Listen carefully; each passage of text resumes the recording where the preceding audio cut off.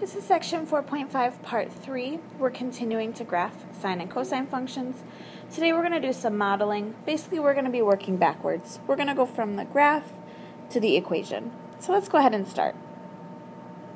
Here's our first example here, number 1. Now, we're given this graph and we want to write its equation. There's going to be multiple equations that will work here. I hope you're realizing it's all going to depend on your starting point and also if you want to graph sine or cosine. They'll all look the same because these graphs continue on and on forever. So, a few things we have to decide. The place I like to start is where's my center line, where's my line of symmetry. I'm going to need that to determine the amplitude and also my shift up and down. So if I look, I see that the line of symmetry here is still on the x-axis. That means there's no shift up or down. So that's the first part. There's no k value. Now, I have to decide, do I want to graph sine or cosine, or do I want to write an equation for sine or cosine, and what do I want to use as my starting value? Now, I'm just going to pick this point negative 2 pi as my starting value. If that's the case, then it looks like this graph is going left 2 pi units. We're going to graph a sine function because it's starting on that center line.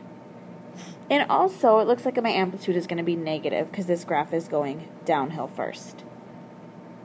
Now, in terms of the amplitude, the lowest point on the graph is 1 unit from the center line.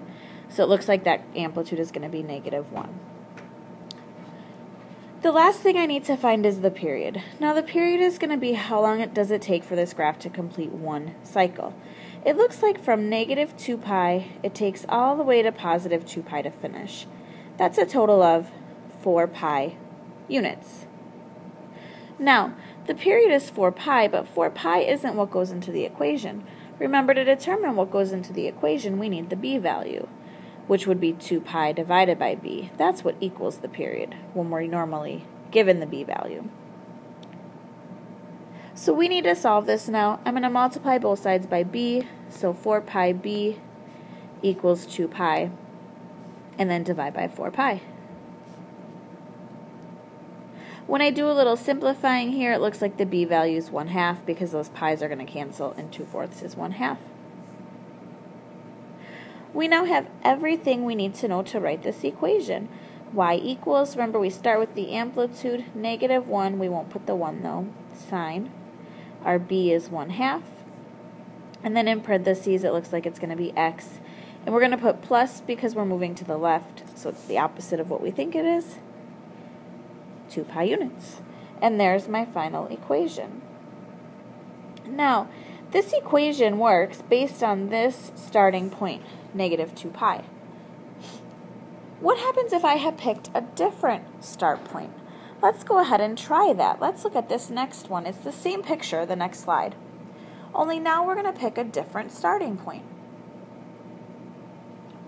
Let's pick 0, 0 as my starting point instead. So say this is the start point you want. Notice the center line doesn't change. The shift up and down doesn't change.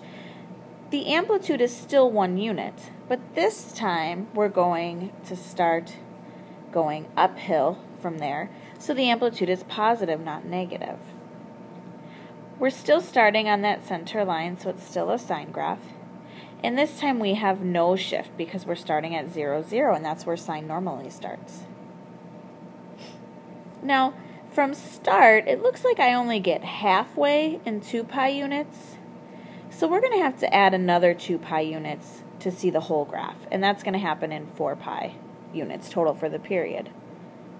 Now notice that's no different than the previous one. The period isn't going to change. Neither is the amplitude. The only thing that might change with the amplitude is the positive or the negative. Also, the k value won't change. Those will always stay the same, your shift up and down. Basically, the things that could change are sine or cosine, your shift left and right, and the positive or negativity of your amplitude. Other than that, no matter what you pick as your start point, all the rest of the things will be the same. So that means in this case the b value is still 1/2, just from like the previous example. We can put that all together now to write the equation. So we have y equals, our amplitude is 1 times the sine, and it's just going to be 1/2 x because we have no shift. This sine equation and the previous sine equation give us the same exact graphs.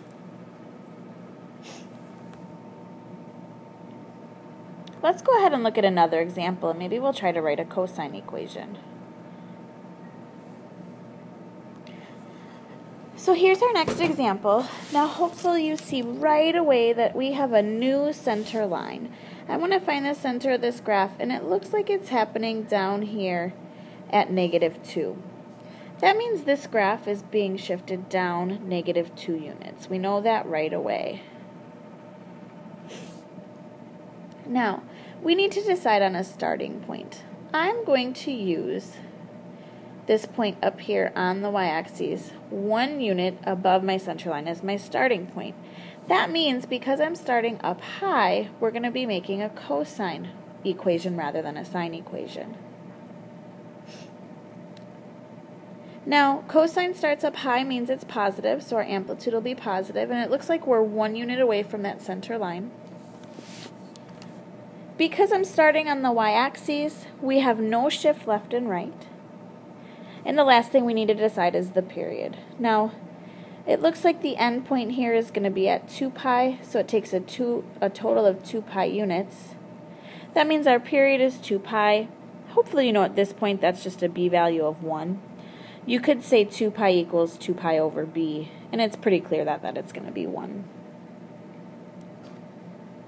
We can put all this information together now and write this equation. Y equals the amplitude of 1 times the cosine of x, because there's no period change, there's no b value, minus 2. Now, the way I have it written right now is a little tricky, because is it the cosine of x minus 2 or just the cosine of x? So a few things you could do here. We could put some parentheses around the cosine. A better way to write this equation would be to put that k value in front and write it like this. Either one is the same though. And here would be our cosine equation. Now there are a lot of ways you could do this equation. What if we want to do sine instead? What if we want to pick, and I'll do that one in red, if we want to pick this as our starting point? So now it looks like we're dealing with a negative sine graph,